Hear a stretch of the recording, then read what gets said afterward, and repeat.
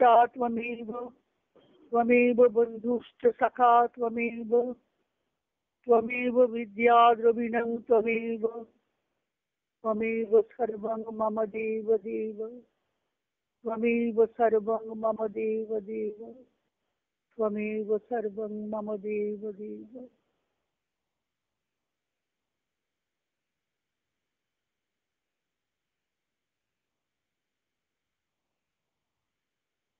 তুমি আমার সব, এই কথাটা তখনই বলা যায় তুমি আমার বিদ্যা, তুমি আমার ঐশ্বর্য, তুমি আমার পিতা মাতা বন্ধু সখা, তখনই বলা যায় যখন আমরা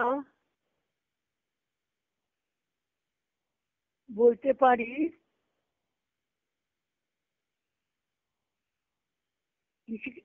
যে আমাদের বিখ্যাত মন্ত্র আছে না, হে ঋষিকেশ, তুমি হৃদয় থেকে আমাকে যেমন করছো আমি তেমনই করছি।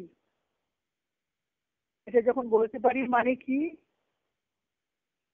তুমি আমার সব, তুমি পিতা মাতা, যখন আমার আমিটা চলে যাবে, তখন আমার আমি নেই, তুমি আছো। এই শ্লোকটাতে বলছে না, জানামি ধর্মং নচমে প্রবৃত্তি, জানাম্য অধর্মং নচমে নিবৃত্তি, তয়া ঋষিকেশ হৃদি স্থিতেন যথা নিযুক্তস্মি তথা করোমি। ধর্ম কাকে বলে তা আমি জানি, কিন্তু তাতে আমার প্রবৃত্তি তো হয় না। অধর্ম কাকে বলে তাও জানি, কিন্তু তাতে নিবৃত্তিও তো আমার নয়। হে ঋষিকেশ, তুমি হৃদয় থেকে যেমন করাচ্ছ আমি তেমনই করছি। তখন তুমি নেই, আর তিনি আছেন। কেউ আছেন, তিনি তো সর্বব্যাপী, সর্বচরাচর ব্যক্ত করে আছেন। येन सर्वमिदं ततं গীতা বলেছেন, যার থেকে সকল প্রবৃত্তি উৎস যিনি, তিনি আছেন আকাশের মতো বৃহৎ হয়ে, উজ্জ্বল হয়ে, সব জড়িয়ে আছেন, আবার সব ছাপিয়েও আছেন। সেই আমার চেতনা যখন সেই বৃহতের মাঝে লীন হয়ে যায়, আমার ক্ষুদ্র আমিটা যখন লীন হয়ে যায়, লয় হয়ে যায়, এই যে আমার এই যে ভাবটা, এর মধ্যে প্রতিষ্ঠিত থেকে সবকিছু করতে হবে। এর মধ্যে প্রতিষ্ঠিত থাকাটাই হলো সহজ হওয়া। গীতা বলছেন না, সহজম কর্ম কৌন্তেয় সদোষমপি নত্যাজেত। তুমি সহজ হয়ে কর্ম করো, যদি সেটা যদি দোষযুক্ত হয় সেই কর্ম তুমি ছেড়ো না। উপনিষদের একটা মন্ত্র, মান্ডুক উপনিষদের, মুন্ডক উপনিষদের খুব বিখ্যাত মন্ত্র। কখন আমার এই বোধটা হয়, কখন আমার এই অনুভবটা হবে, সেটা উপনিষদের ঋষি বলছেন, হৃদয়তে হৃদয় গ্রন্থি, হৃদয় গ্রন্থি ভিন্ন হয়ে যায়।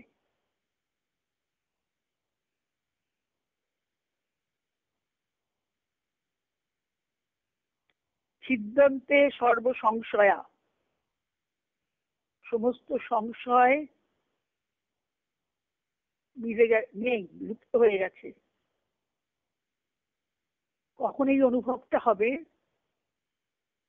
হৃদয় গ্রন্থি ভিন্ন হয়ে যায়, মানেটা কি? মানেটা যখন আমি দেহ আর আত্মাকে একসঙ্গে জড়িয়ে যে একটা আমাদের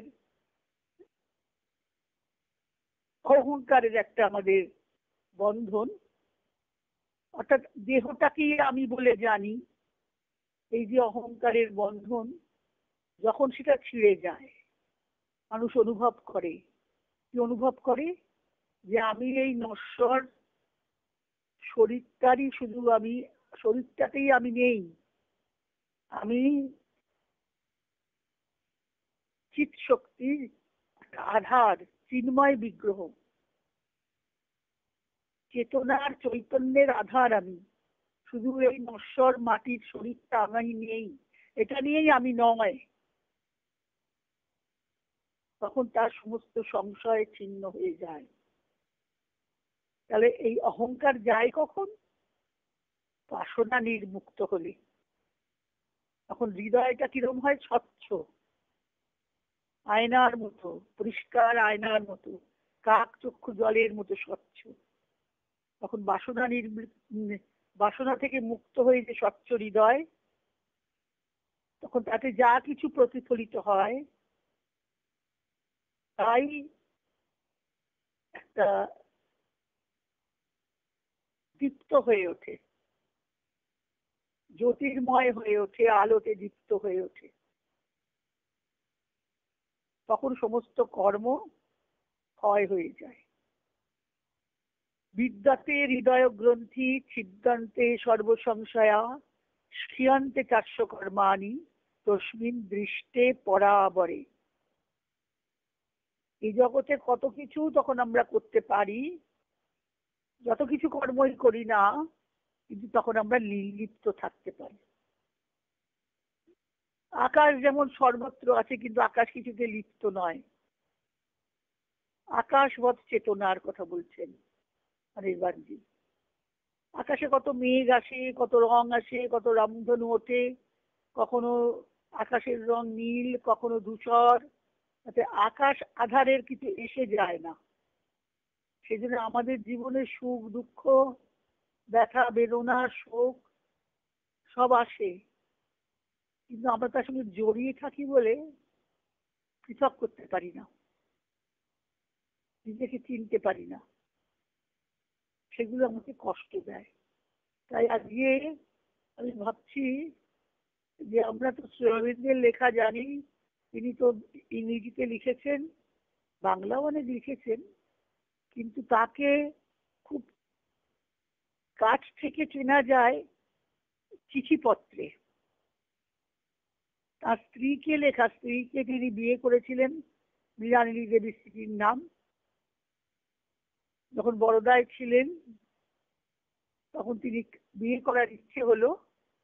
তিনি তো জানি বিশাল পণ্ডিত, জ্ঞানী, দার্শনিক, ইংরেজিতে লেখা বোঝা যায় না, সবাইকার তাই অভিযোগ। কিন্তু তিনি কাগজে বিজ্ঞাপন দিয়ে হিন্দু মানে চেয়েছিলেন মেয়ে যে হিন্দু ধর্মে বিশ্বাসী, তিনি এটা বলে দিয়েছিলেন কি কি গুণ থাকা চাই, সেরকম মেয়ে কন্যা চাই, তিনি বিবাহ করতে ইচ্ছুক। বিবাহ করেছেন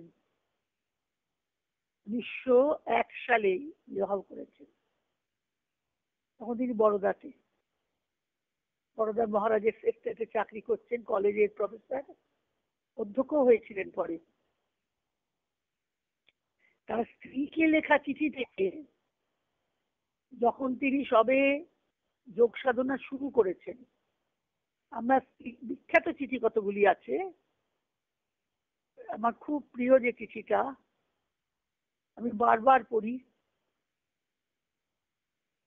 তার সঙ্গে স্ত্রীর কিরকম সম্বন্ধ ছিল, যেন অনেক দূরের বস্তু তিনি, আমরা জানি না, কিন্তু চিঠিটা পড়লে বোঝা যায় কি আপন করে লিখেছেন, কি চাইছেন তিনি মৃণালিনীর কাছে। তিনি মৃণালিনী তো তখনকার দিনে ব্রাহ্ম স্কুলে, ব্রাহ্ম বালিকা বিদ্যালয়ে পড়াশুনো করা শিক্ষিত বাড়ির মেয়ে, গোপাল বসুর মেয়ে। লিখছেন তার নিজের পথে আসার জন্যে কি সরল আন্তরিক ভাবে বাংলায় চিঠি লেখা। মৃণালিনীকে বাংলায় লিখেছেন চিঠি, আমরা সেই চিঠিটা একটু পড়ব। বিখ্যাত চিঠি, 1905 সাল, বঙ্গভঙ্গ আন্দোলনের সময়।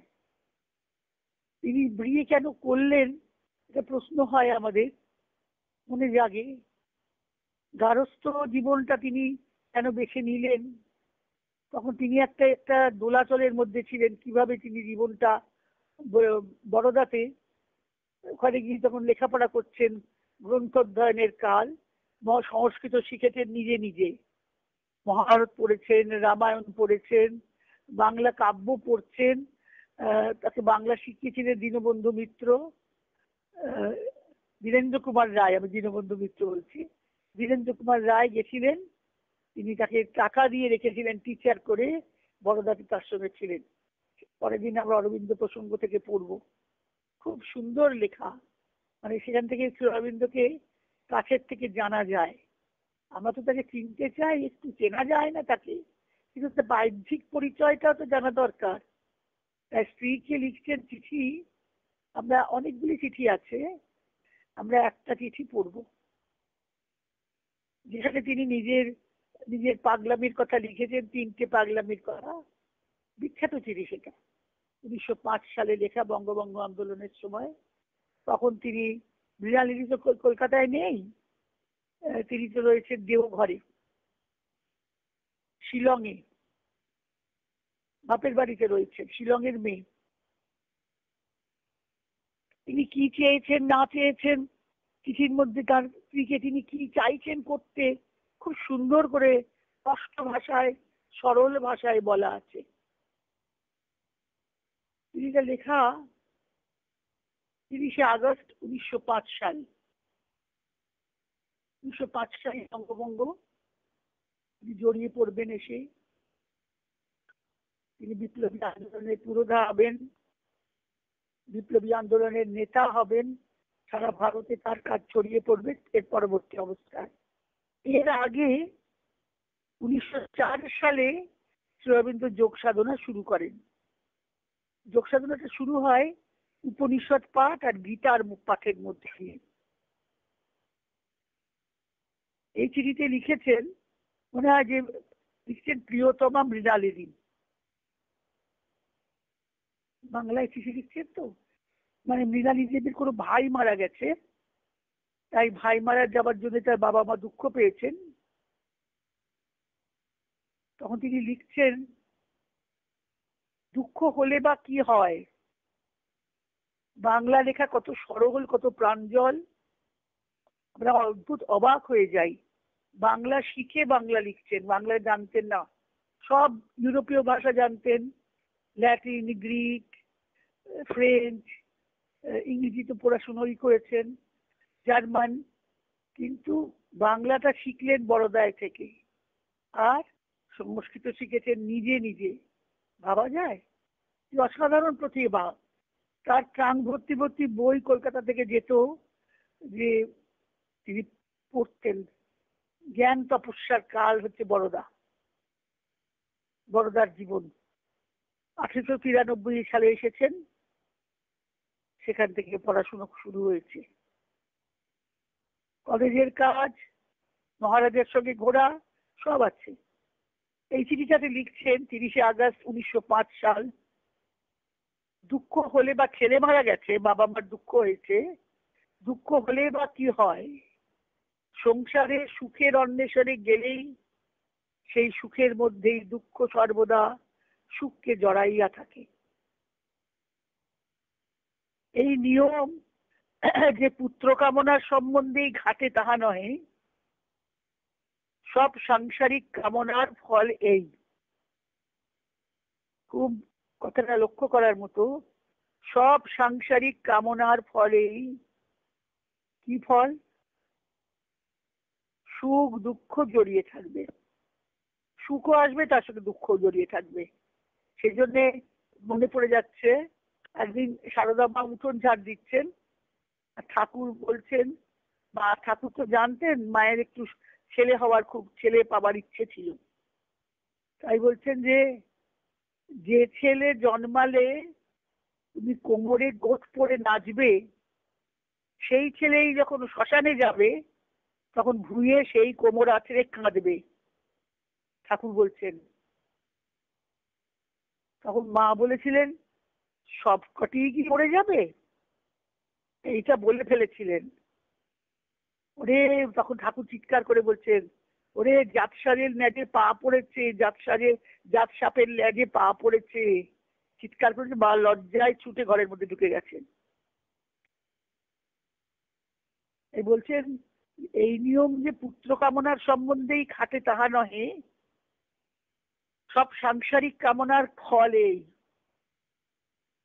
ধীর চিত্তে সব সুখ দুঃখ ভগবানের চরণে অর্পণ করাই মানুষের একমাত্র উপায়।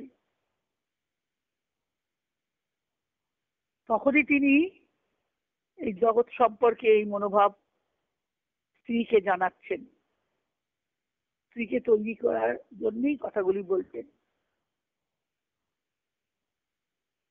স্ত্রী মনে হয় মৃণালিনী মনে হয় 20 টাকা আগে চিঠিতে চেয়েছিল, বলছেন আমি 20 টাকা না পড়িয়া 10 টাকা পড়িয়াছিলাম, তাই 10 টাকা পাঠাইব বলিয়াছিলাম। 15 টাকা যদি দরকার হয় 15 টাকাই পাঠাইব। এই মাসে সরোজিনী, সরোজিনী মানে রবীন্দ্রের বোন, এই মাসে সরোজিনী তোমার জন্য দার্জিলিং এ কাপড় কিনিয়াছে, 1 টাকা পাঠাইয়াছি। অর্থাৎ যে বলছেন যে আমার কাপড় কেনার টাকা দিতে হবে, তিনি তো রোজগার করছেন, তিনি টাকা পাঠাতেন। তুমি যে এইদিকে ধার করিয়া বসেছ তাহা কি করিয়া জানিব। 15 টাকা লেগেছিল পাঠাইয়াছি, আর 3-4 টাকা লাগিবে, তাহা আগামী মাসে পাঠাইব। তোমাকে এইবার 20 টাকা পাঠাইব। তখনই তিনি, তখনকার দিনেই বড়দাতে চাকরি করে 800 টাকা মাইনে পেতেন। সেই টাকা সব খরচ হয়ে যেত। টাকাগুলো কোথায় রাখতেন? টেবিলের ওপরে একটা বাক্সের মধ্যে রেখে দিতেন খোলা। কোনো হিসেব করতেন না কোনোদিনও।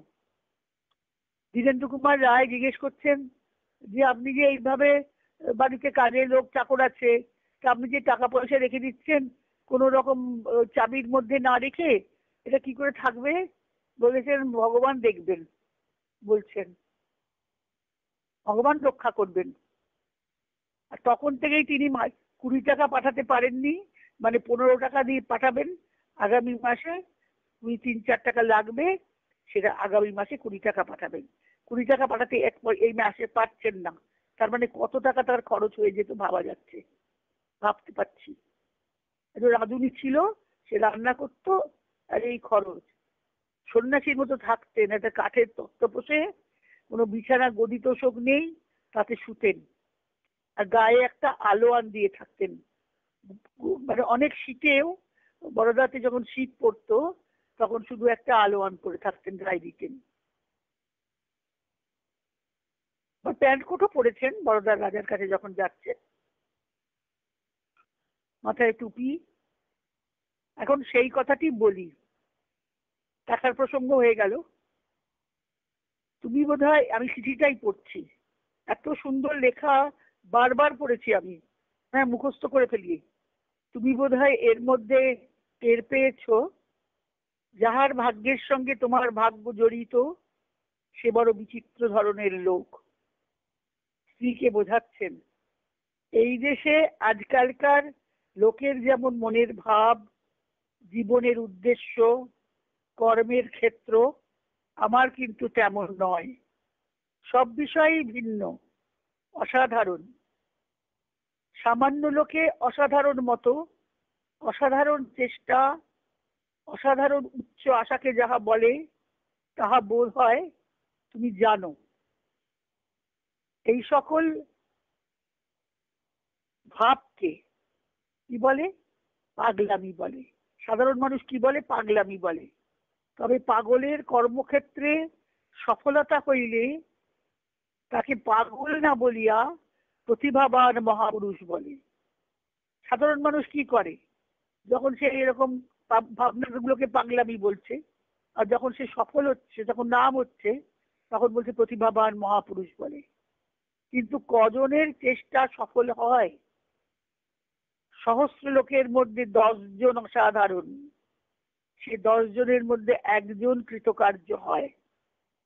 আমার কর্মক্ষেত্রে সফলতা দূরের কথা, সম্পূর্ণভাবে কর্মক্ষেত্রে অবতরণও করিতে পারি নাই, অতএব আমাকে পাগলই বুঝিবে।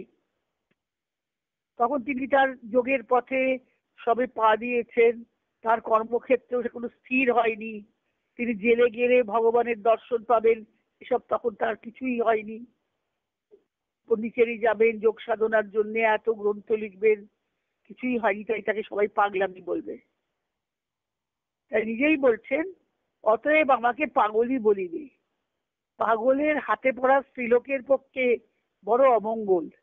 মানে তার স্ত্রীকে বলছেন, তুমি পাগলের হাতে পড়েছ।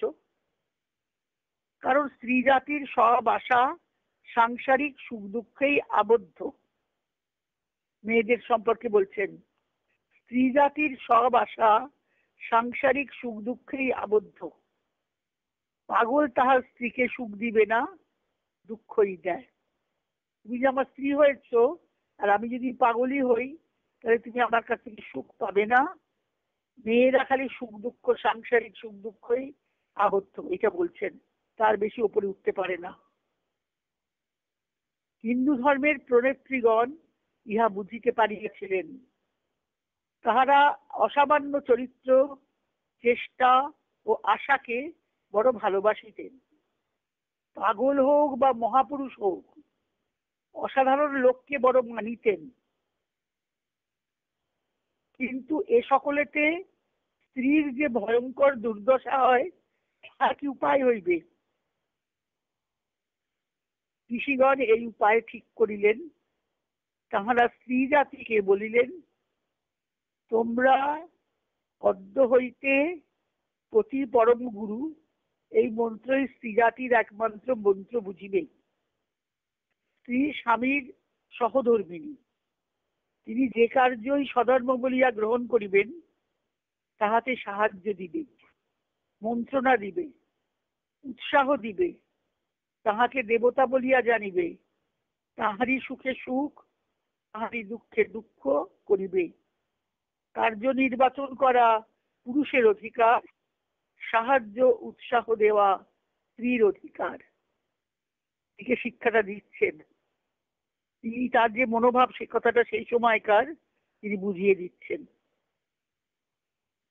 স্বামীর সঙ্গে কিভাবে সহধর্মিণী হয়ে উঠতে হয়। আমাদের কাব্যে তখন এই কাব্যে লিখছেন না আমাদের কালিদাস, গৃহিণী সচিব সখী, রঘুবংশে। ইন্দুমতি অজর সঙ্গে সম্পর্কটা কিরকম? গৃহিণী সচিব সখী, প্রিয় শিষ্যা ললিতে কলা বিধৌ। সব রকম কলাতে তিনি পারঙ্গম। তিনি স্বামীর সঙ্গে স্বামীর সখা, সচিব, গৃহিণী তো বটেই, প্রিয় শিষ্য, তার কথা শুনে চলেন। এখন শ্রী অরবিন্দ তার স্ত্রীকে শেখাচ্ছেন, এখন এই কথাটি, এই তুমি হিন্দু ধর্মের পথ ধরিবে না নূতন সভ্য ধর্মের পথ ধরিবে। মানে সভ্য ধর্ম মানে ইংরেজি আনা। তখন তো দেশ পরাধীন, ইংরেজরা যাও যেরকম পালন করে, তাদের সাহেব মেমেদের যেরকম জীবন সেরকম করবে। সব নূতন সভ্য ধর্মের পথ ধরিবে। পাগলকে বিবাহ করিয়াছ, সে তোমার পূর্ব জন্মার্জিত কর্মফলের, কর্মদোষের ফল। মানে তুমি একজন পাগলকে বিয়ে করেছো, তাহলে তোমাকে কষ্ট পেতেই হবে। সে তোমার পূর্বজন্মে অনেক কর্ম করেছিল, খারাপ কর্ম, তার ফল। বোঝাবার চেষ্টা করছেন। নিজের ভাগ্যের সঙ্গে একটা বন্দোবস্ত করা ভালো। সে কিরকম বন্দোবস্ত হইবে? 5 জনের মতের আশ্রয় লইয়া তুমিও কি ওকে পাগল বলিয়া উড়াইয়া দিবে? মানে নিজের স্বামীকে অন্য লোকেরা যেমন পাগল বলে ভাবতে শুরু করেছে, তুমিও কি তাকে পাগল বলবে? পাগল তো পাগলামির পথে ছুটিবে। তুমি তাকে ধরিয়া রাখিতে পারিবে না। তোমার চেয়ে ওর স্বভাবই বলবান। তবে তুমি কি কোণে বসিয়া কাঁদিবে মাত্র, না তার সঙ্গেই ছুটিবে? পাগলের উপযুক্ত পাগলি হইবার চেষ্টা করিবে। কত ভালোবাসেন স্ত্রীকে, তাই বলছেন তুমি কি পাগল ছুটবে, তার সঙ্গেই ছুটবে, না কোণে বসে কাঁদবে? না পাগলের উপযুক্ত পাগলি হইবার চেষ্টা করিবে। মহাভারতের উদাহরণ দিচ্ছেন, যেমন অন্ধ রাজার মহিষী চক্ষুদ্বয়ে বস্ত্র বাঁধিয়া নিজেই অন্ধ সাজিলেন। ধৃতরাষ্ট্রের বউ গান্ধারী যেমন অন্ধ সেজেছিলেন, তুমি কি সেরকম স্বামীর অনুগামী হবে? হাজার ব্রাহ্ম স্কুলে পড়িয়া থাকো, তবু তুমি হিন্দু ঘরের মেয়ে, হিন্দু পূর্বপুরুষের রক্ত তোমার শরীরে, আমার সন্দেহ নাই তুমি শেষোক্ত পথই ধরিবে। অর্থাৎ গান্ধারী যেরকম স্বামীর অনুগামী হয়েছিলেন, তুমিও শেষোক্ত পথই ধরবে। ওই যে ব্রাহ্ম স্কুলে পড়তেন তো। এবারে নিজের কথাটা বলছেন, আমার এইটা বিখ্যাত তার উক্তি, 3টি পাগলামির কথা। আমার 3টি পাগলামি আছে। প্রথম, মৃণালিনী দেবীর স্ত্রীর পত্র বলে বইও বেরিয়ে গেছে। প্রথম পাগলামি এই, আমার দৃঢ় বিশ্বাস ভগবান যে গুণ, যে প্রতিভা, যে উচ্চ শিক্ষা ও বিদ্যা, যে ধন দিয়েছেন, মানে তিনি যা পেয়েছেন, গুণ, প্রতিভা, উচ্চ শিক্ষা, বিদ্যা, শ্রী অরবিন্দ যা পেয়েছেন, যে ধন দিয়েছেন, সবই ভগবানের। যা পরিবারের ভরণ পোষণে লাগে তাহা, আর যাহা নিতান্ত আবশ্যকীয়, তাহাই নিজের জন্য খরচ করিবার অধিকার। যতটুকু আমার সংসারের খরচে, পরিবারের ভরণ পোষণে লাগে, আর যা নিতান্ত আবশ্যকীয়, যতটা প্রয়োজন সেই ততটাই, তাহাই নিজের জন্য খরচ করিবার অধিকার। তাহা বাকি রইল ভগবানকে ফেরত দেওয়া উচিত। আমি যদি সবই নিজের জন্যে, ওই যে স্ত্রী কাপড় কিনেছেন, ধার করেছেন, নিজের জন্য টাকা চাই বলে লিখেছেন, তাই শেখাচ্ছেন, আমি যদি সবই নিজের জন্যে, সুখের জন্যে, বিলাসের জন্যে খরচ করি, তা হইলে আমি চোর। গীতার কথা, স্তেনো এব সব, বুঝেছেন না? যে নিজে সবটা ভোগ করে, যে দেয় না কিছু।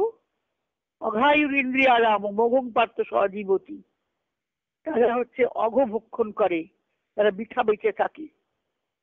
হিন্দু শাস্ত্র বলে, এটা গীতার কথাই বলছেন, যে ভগবানের নিকট ধন লইয়া যে ভগবানকে দেয় না সে চোর। যে বললাম স্তেনো এব সব, গীতা বলেছে। মহাগ্রন্থেও দেখবে বলেছেন যে অর্থ হলো ভগবানের। সেটা এখন অসুরের কুক্ষিগত আছে, তুমি অসুর হবে না দেবতা হবে সেটা তোমার নিজের ওপর নির্ভর। তুমি ভগবানের অর্থ ভগবানকে ফিরিয়ে দিতে হবে, যতটুকু তোমার খরচের জন্য লাগে ততটুকুই রাখবে।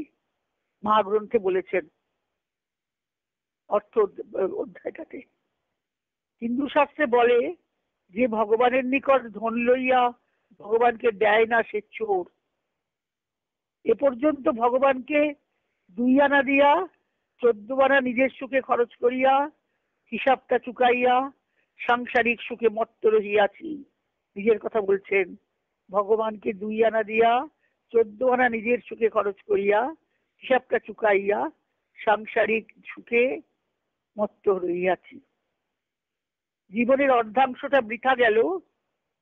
পশু ও নিজের পরিবারের দর পুরিয়া সুখ করিয়াছি, কৃতার্থ হয়। আমি এতদিন পশুবৃত্তি ও চৌর্যবৃত্তি করিয়া আসিতেছি, ইহা বুঝিতে পারিলাম। ঠিক আছে, নিজেকে কিরম ভাবছেন যে আমি টাকাগুলো নিজের সুখের জন্য খরচ করেছি, আমিও চৌর্যবৃত্তি করেছি, ভগবানের জন্য খরচ করিনি। আর পশুর মতো আমি শুধু নিজের পরিবারের জন্য, পেট পুরাবার জন্য, আমাদের নিজেদের সুখের জন্য আমি খরচ করেছি। বুঝিয়া বড় অনুতাপ ও নিজের ওপর ঘৃণা হইতেছে। একটা স্ত্রীকে শেখাচ্ছেন যে টাকা তো, এত টাকা রোজগার করছে তার স্বামী, মনে হতেই পারে যে খরচগুলো কেন হচ্ছে না। নিজের ওপর ঘৃণা হইয়াছে, আর নয়, সে পাপ জন্মের মতো ছাড়িয়া দিয়াছি। সে পাপ জন্মের মতন ছাড়িয়া দিলাম। ভগবানকে দেওয়ার মানে কি? মানে ধর্মকার্যে ব্যয় করা। যে টাকা সরোজিনী বা উহাকে দিয়াছি, তার জন্য কোনো অনুতাপ নাই। পরোপকার ধর্ম, আশ্রিতকে রক্ষা করা মহাধর্ম। কিন্তু শুধু ভাই বোনকে দিলে হিসাবটা চুকে না। এই দুর্দিনে সমস্ত দেশ আমার দ্বারে হাজির। আমার 30 কোটি ভাই বোন এই দেশে আছে। কি দেশকে ভালোবাসেন দেখো। এই দুর্দিনে সমস্ত দেশ আমার দ্বারে আশ্রিত। আমার 30 কোটি ভাই বোন এই দেশে আছে।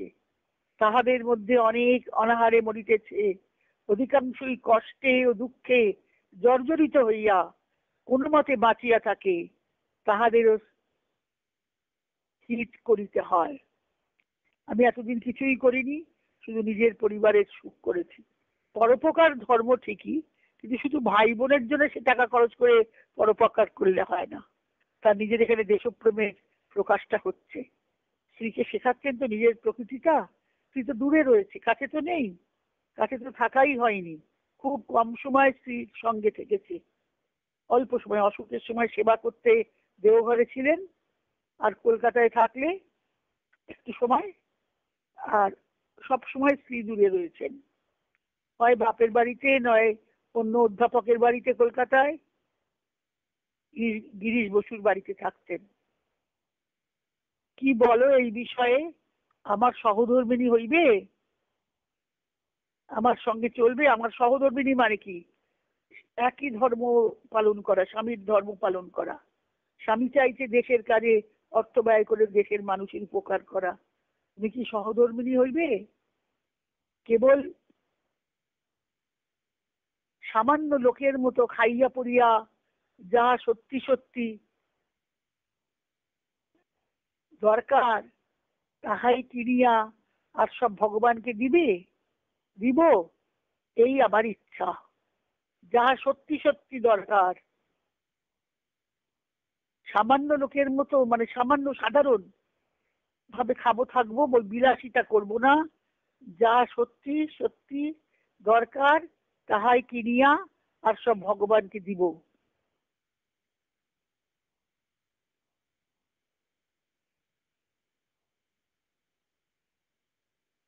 নিজের জন্য কিছুই খরচ করতেন না শ্রী অরবিন্দ।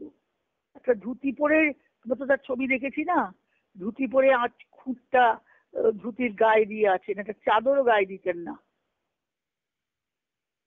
যখন তাকে ধরতে এসেছে ইংরেজ পুলিশ অফিসার, তখন দেখছেন মাটিতে মাদুরে শুয়ে আছেন। বলছেন যে বিলাতের একজন গ্রাজুয়েট, কেমব্রিজের, তিনি এইরকম দরিদ্রের মতো, ভিখারির মতো, মানে গরিবের মতো মাটিতে শুয়ে আছেন। তখন ক্রেগান জিজ্ঞেস করছেন, তখন বলছেন আমার দেশের মানুষ অনাহারে থাকে, খেতে পায় না, তাহলে সেখানে আমার বিলাসিতা সাজে না।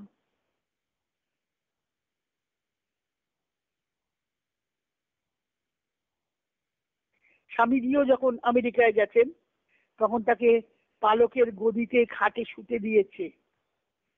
পালকের মানে নরম লেপ গায়ে, সেটা বিশাল আরামের জিনিস। বলছেন এত পরিষ্কার বিছানা, এমন কোমল শয্যা, শুয়ে আমার ঘুম আসছে না, চোখ দিয়ে জল গড়িয়ে যাচ্ছে, কাঁদছেন যে আমার দেশের মানুষের একটা ঘরে চাঁদ নেই, শুতে পারে না। তিনি মাটিতে নেমে, বিছানায় ঘুমোতে পারলেন না সারা রাত, মাটিতে নেমে শুয়ে থাকছেন ওই ঠান্ডার মধ্যে। তাই আর সব ভগবানকে দিব, এই আমার ইচ্ছা। তুমি মত দিলেই, ত্যাগ স্বীকার করিতে পারিলেই আমার অভিসন্ধি পূর্ণ হইতে পারে। তুমি বলেছিলে আমার কোনো উন্নতি হলো না, এই একটাই উন্নতির পথ দেখাইয়া দিলাম, সে পথে যাইবি কি? অনেক স্ত্রী বলেছিলেন আমার কোনো উন্নতি হচ্ছে না, স্বামী এত সাধনায় মগ্ন। তৃতীয় পাগলামি সম্প্রতি ঘাড়ে চেপেছে। কিরকম বাংলা ব্যবহার করছেন দেখো, কলকাল চলিত বাংলা। পাগলামিটা এই যে কোনো মতে ভগবানের সাক্ষাৎ দর্শন লাভ করিতে হইত। দ্বিতীয় পাগলামি। প্রথম পাগলামি টাকা পয়সা খরচ করব না, বিলাসিতা করব না, ভগবানকে দেব, চৌর্য বৃত্তি করব না। দ্বিতীয় পাগলামি সম্প্রতি ঘাড়ে চেপেছে।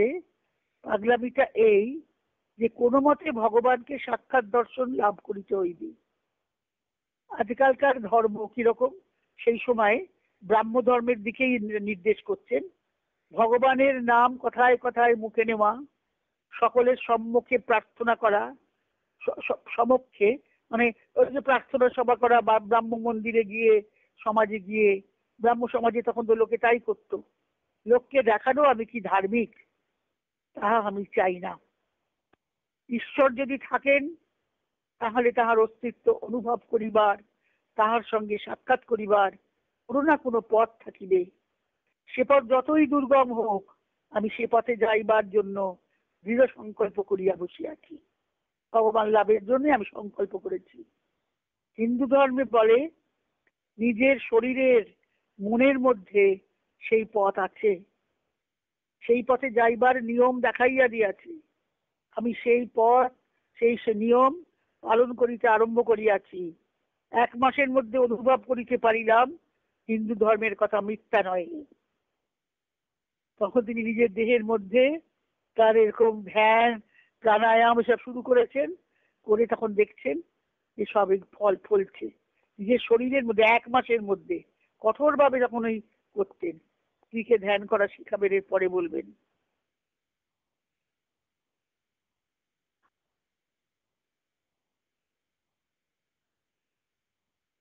বুঝিলাম যে যে চিহ্নের কথা বলিয়াছে শাস্ত্রে, সেই সব উপলব্ধি করিতেছি। যেমন এখন আমার ইচ্ছা তোমাকেও সেই পথে নিয়ে যাই। ঠিক সঙ্গে সঙ্গে যাইতে পারিবে না, কারণ তোমার অত জ্ঞান হয় নাই, কিন্তু আমার পিছনে পিছনে আসিতে কোনো বাধা নাই। সে পথে সিদ্ধি সকলের হইতে পারে, কিন্তু প্রবেশ করা ইচ্ছার ওপর নির্ভর করে। সিদ্ধি আসবেই সে পথে, কিন্তু প্রবেশ করা ইচ্ছার ওপর নির্ভর করে। কেহ তোমাকে ধরিয়া নিয়া যাইতে পারিবে না। যদি মত থাকে তবে ইহার সম্বন্ধে আরো লিখিব। তুমি যদি বলো, তোমার যদি মনে হয় এই পথে চলবে, ঈশ্বরের পথে চলবে, তোমাকে আরো লিখবো। এই জন্য তো আমাদের মা গ্রন্থে বললেন না যে শ্রীঅরবিন্দ যোগের 3টেই তো প্রথম পর্যায়: আস্পৃহা, পরিবর্জন, সমর্পণ। আস্পৃহা মানে তোমাকে চাইতে হবে যে তুমি এই পথে চলতে চাও, ভগবানের কাছে প্রার্থনা করতে হবে, নিজের মধ্যে একটা তীব্র ইচ্ছা রাখতে হবে যে তুমি এই ভগবানের পথে চলতে চাও। কেউ তোমাকে ধরিয়া নিয়ে যাইতে পারিবে না, কেউ তোমার হাত ধরবে না, তোমাকে একাই চলতে হবে। যদি মত থাকে তবে ইয়ার সম্বন্ধে আরো লিখিব। 3য় পাগলামি এই যে অন্য লোকের স্বদেশকে একটা জড় পদার্থ, কতগুলো মাঠ ক্ষেত্র বন পর্বত নদী বলিয়া জানে। আমি স্বদেশকে মা বলিয়া জানি, ভক্তি করি, পূজা করি। মার বুকের উপর বসিয়া যদি একটা রাক্ষস রক্তপানে উদ্যত হয়, তাহা হইলে ছেলে কি করে? নিশ্চিন্ত ভাবে আহার করিতে বসে, স্ত্রী পুত্রের সঙ্গে আমোদ করিতে বসে, না মাকে উদ্ধার করিতে দৌড়াইয়া যায়? আমি জানি। তখনই শ্রীঅরবিন্দ বলছেন, এই পতিত জাতিকে উদ্ধার করিবার বল আমার গায়ে আছে। শারীরিক বল নাই, তরবারি বা বন্দুক নিয়ে আমি যুদ্ধ করিতে যাইতেছিলাম। জ্ঞানের বল। ক্ষত্র তেজ একমাত্র তেজ নয়, মানে ক্ষত্রিয়ের যে যুদ্ধ করার শক্তি একমাত্র তেজ নয়, ব্রহ্ম তেজও আছে। সেই তেজ জ্ঞানের উপর প্রতিষ্ঠিত, ব্রহ্মজ্ঞানের যে তেজ। এই ভাব নূতন নহে, আজকালকার নহে। এই ভাব নিয়া আমি জন্মিয়াছিলাম, এই ভাব আমার মজ্জাগত। ভগবান এই মহাব্রত সাধন করিতে আমাকে পৃথিবীতে পাঠাইয়াছিলেন। 14 বৎসর বয়সে বীজটা অঙ্কুরিত হইতে লাগিল। 18 বৎসর বয়সে প্রতিজ্ঞা দৃঢ় ও অচল হইয়াছিল। তখন তিনি বিলেতে ছিলেন। 14 বৎসর বয়সে বীজটা অঙ্কুরিত হইতে লাগিল। তখনই তিনি ঘনে দল, মানে গুপ্ত সমিতি করেছেন।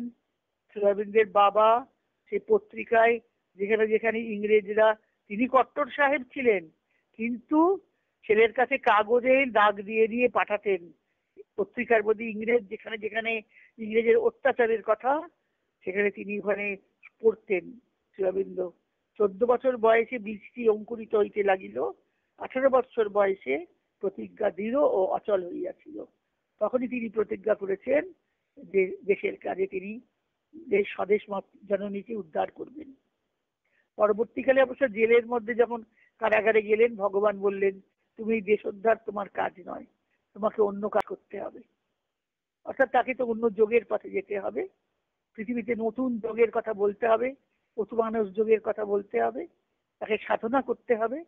দেশ উদ্ধার করার জন্য অনেক লোক আসবে পরে, দেশের স্বাধীনতা আনবার জন্য তাকে কাজ করতে হবে না। আর শ্রীঅরবিন্দ ভাবতেন যে দেশের স্বাধীনতাটা আনাই তার মুখ্য কাজ, সেটা ভগবান বুঝিয়ে দিলেন। ক্রমে ক্রমে একটা পর্যায়ক্রমে তো চলছে। তুমি 9 মাসির কথা শুনিয়া ভাবিয়াছিলে কোথাকার বদলোকে আমার সরল ভালো মানুষ স্বামীকে কুপথে টানিয়া লইয়াছে। তোমার ভালো মানুষ স্বামী কিন্তু সেই লোককে ও আরো শত শত লোককে সেই পথে কুপথ হোক বা সুপথ হোক প্রবেশ করাইয়াছিল, আরো সহস্র সহস্র লোককে প্রবেশ করাইবেন। কার্যসিদ্ধি আমি থাকিতেই হইবে তাহা আমি বলিতেছি না, কিন্তু হইবে নিশ্চয়ই। ভবিষ্যতে আমার পথে লক্ষ লক্ষ লোক আসবে বলে দিলেন, নিজেই তখন ভবিষ্যৎবাণী করছেন।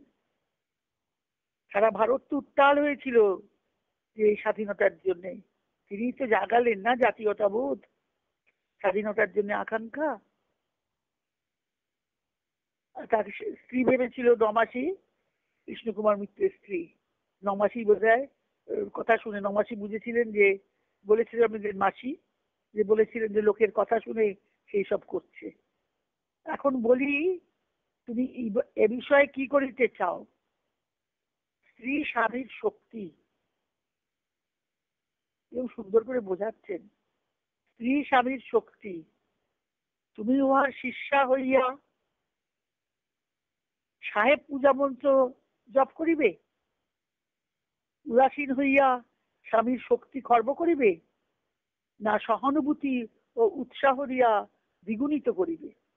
সাহেব পূজা মন্ত্র অর্থাৎ বিলিতি আনা শিখে তুমি চলবে বিদেশির অনুকরণে, মেম সাহেব হবে, না তুমি স্বামীর শক্তিকে খর্ব করবে, না সহানুভূতি উৎসাহ দিয়ে দ্বিগুণিত করবে? তুমি বলিবে এইসব মহৎ কর্মে আমার মতো সামান্য মেয়ে কি করিতে পারে, আমার মনের বল নাই, বুদ্ধি নাই, এইসব কথা ভাবিতে ভয় করে। তাহার সহজ উপায় আছে। যদি বলেন যে মৃণালিনী যদি বলে যে আমার মনের বল নেই, আমি সব সামান্য মেয়ে, আমি এতটা ভাবতে পারি না, তাকে বলছেন সহজ উপায় আছে। ভগবানের আশ্রয় নাও, ঈশ্বর প্রাপ্তির পথে একবার প্রবেশ করো, তোমার যে যে অভাব আছে তিনি শীঘ্র পূরণ করিবেন। কত সহজ করে বলছেন, সাধারণের মতো আমাদের মতো সাধারণ মানুষের পক্ষে গ্রহণীয় করে।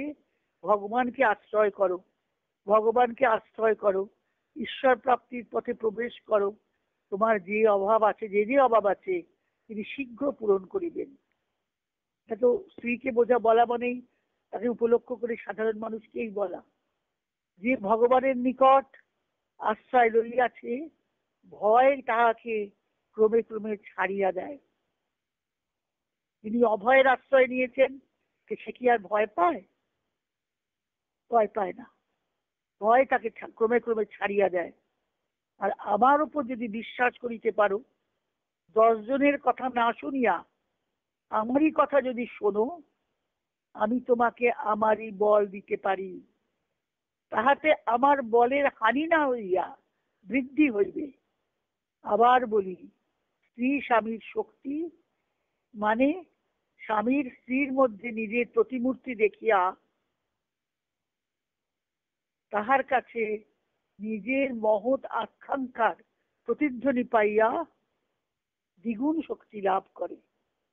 স্ত্রীর মধ্যে নিজে যা চান, স্বামীর যা উদ্দেশ্য, সেটা যদি স্ত্রীর মধ্যে দেখতে পান, তখন তার আকাঙ্ক্ষার প্রতিধ্বনি যদি দেখতে পান শুনে, তার দ্বিগুণ শক্তি লাভ করে।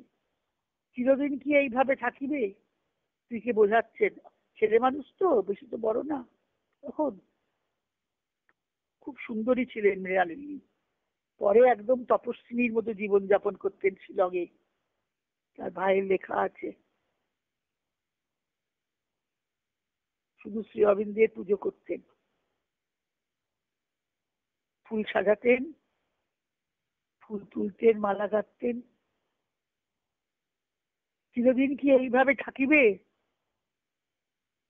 আমি ভালো থাকিব, আমি ভালো কাপড় পরিব, ভালো আহার করিব, হাসিব নাচিব, কেবল সুখ ভোগ করিব, এই মনের অবস্থাকে আজকাল, মানে তখনকার দিনে এরমই মনের অবস্থা। সাহেবিয়ানাটাই তো ছিল, বাবু সম্প্রদায় তৈরি হয়ে গেছিল। তারা খালি সবাই ভাবতো যে নিজের সুখ, ইংরেজির অনুকরণ করলেই আমাদের পাশ্চাত্য শিক্ষায় শিক্ষিত হচ্ছে তখন দেশ। ব্রাহ্মদের স্কুল হয়েছে, ব্রাহ্ম বালিকা বিদ্যালয়ে পড়তেন মৃণালিনী। এই মনের অবস্থাকে উন্নতি বলা আজকাল আমাদের দেশের মেয়েদের জীবন।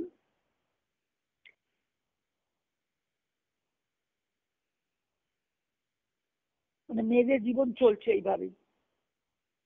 মেয়েদের জীবন এই সংকীর্ণ ও অতি হেয় আকার ধারণ করিয়াছে। তখনকার দিনে মেয়েদের জীবনটা কিরকম ছিল আমরা চিঠির মধ্যে জানতে পারছি, যে শুধু ভালো থাকবো, ভালো খাবো, ভালো কাপড় পরবো, হেয় আকার ধারণ করিয়াছে। তুমি এই সব ছাড়িয়া দাও, আমার সঙ্গে এসো, জগতে ভগবানের কাজ করিতে আসিয়াছি, সেই কাজ আরম্ভ করো। জগতে ভগবানের কাজ করিতে আসিয়াছি, স্ত্রীকে বোঝাচ্ছেন, সেই কাজ আরম্ভ করি। তোমার স্বভাবের একটা দোষ আছে, তুমি অতিমাত্র সরল, যে যাহা বলে তাহাই শোনো। ইহাতে চিত্ত অস্থির থাকে, বুদ্ধি বিকাশ পায় না, মন চঞ্চল হয়ে যায়। যে যা বলে তাই শুনলে। ইহাতে মন চিরকাল অস্থির থাকে, বুদ্ধি বিকাশ পায় না, কোনো কর্মে একাগ্রতা হয় না। এটি শুধরতে হইবে। একজনেরই কথা শুনিয়া জ্ঞান সঞ্চয় করিতে হইবে। এক লক্ষ্য করিয়া অবিচলিত চিত্তে কার্য সাধন করিতে হইবে। লোকের নিন্দা ও বিদ্রুপকে তুচ্ছ করিয়া স্থির ভক্তি রাখিতে হইবে। ছোট বয়সে যদি ভগবানের প্রতি চলে যাচ্ছে, এসব কথা শুনে বিদ্রুপ করবে, আজকালকার দিনের মতো হয়নি, সব কথা শুনতে হবে সকলের কাছে। এই নিন্দাকে ভয় করলে হবে না।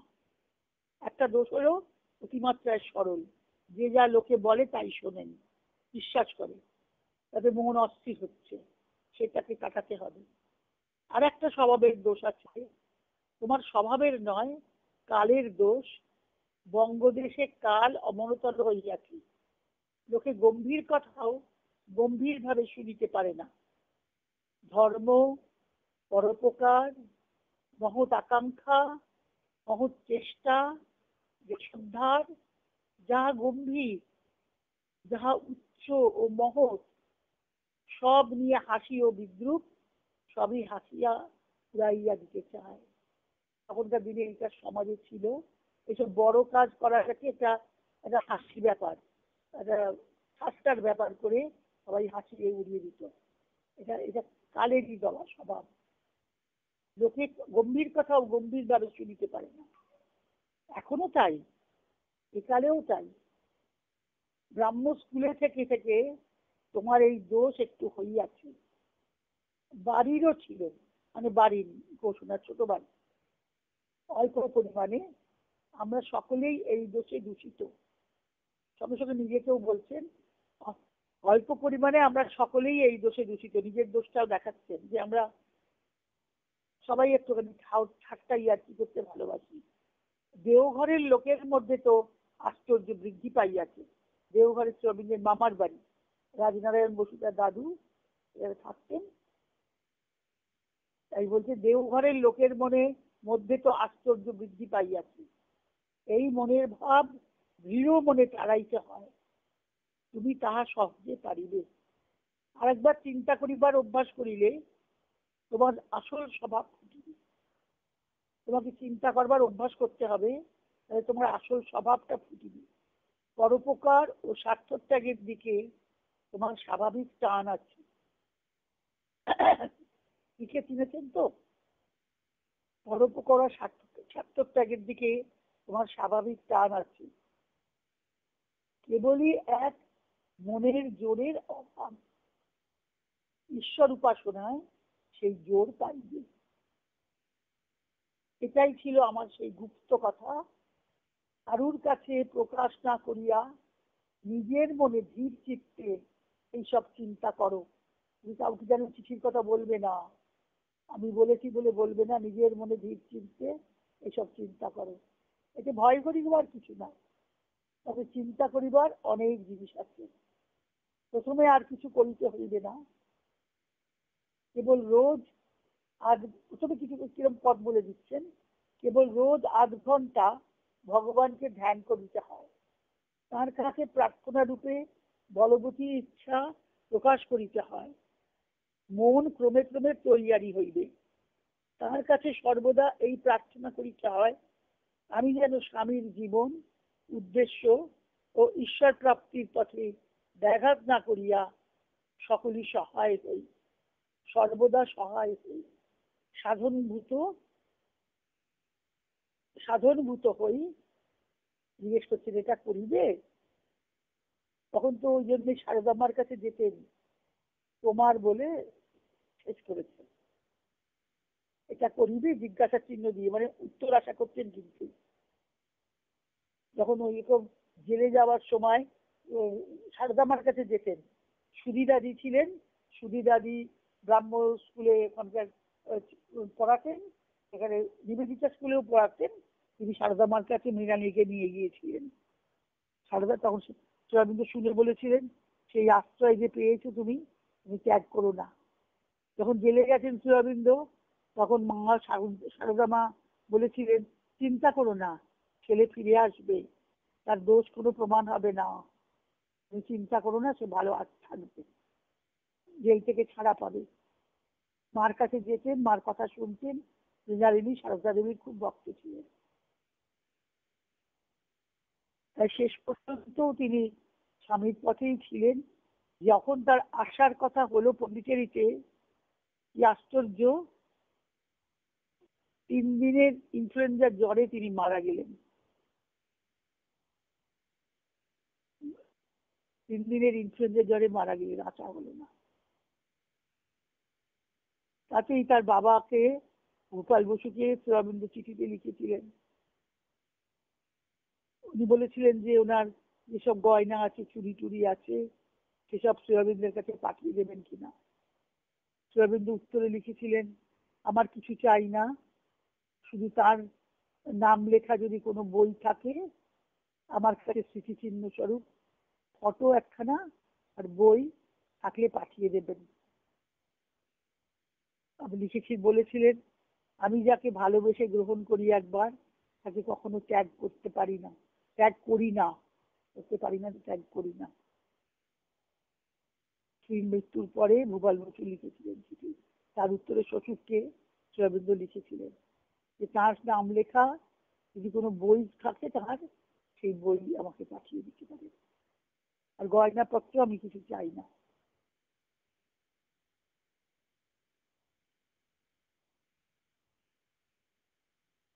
পন্ডিচেরি যাওয়ার জন্য যখন তৈরি হলেন, কথা হয়ে গেল সব, আসতে পারলেন না।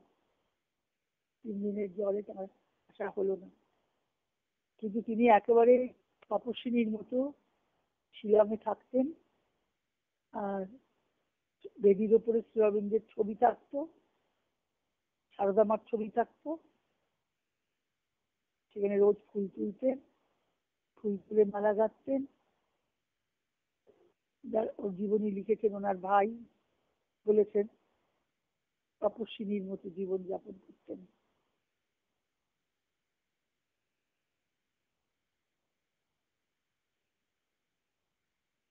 আরো অনেকগুলো চিঠি আছে, যেগুলো তাকে বুঝিয়েছেন এইভাবে, নিজে এত ভালোবাসতেন যে তাকে নিজের পথে নেওয়ার জন্য, তাকে শিক্ষা দেওয়ার জন্য কিরকম মানে আকুল হয়ে, মানে জোর দিয়ে কি করতে হবে শেখাচ্ছেন।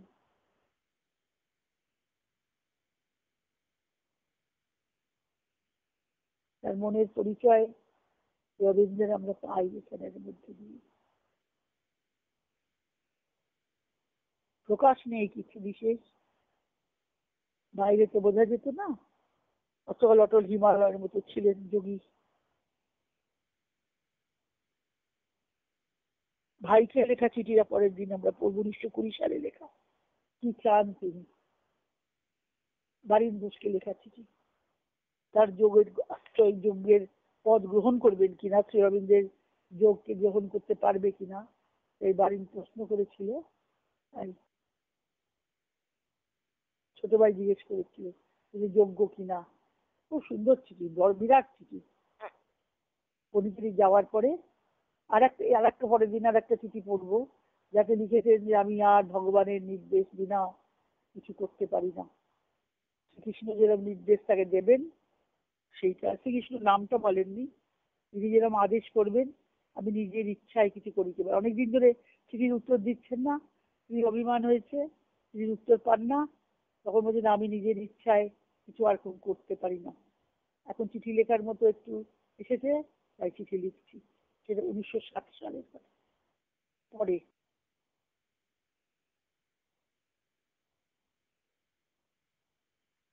আর বাংলা লেখার সঙ্গে পরিচয়টা আমাদের হওয়া দরকার।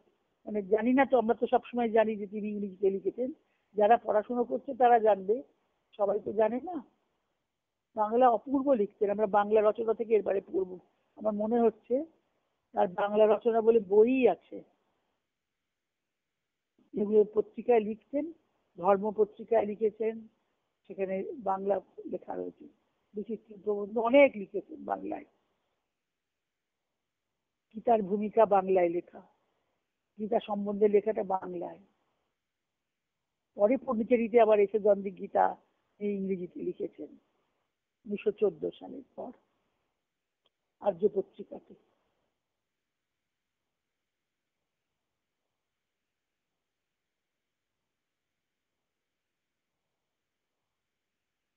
ঠিক আছে, আজ এই পর্যন্তই হলো।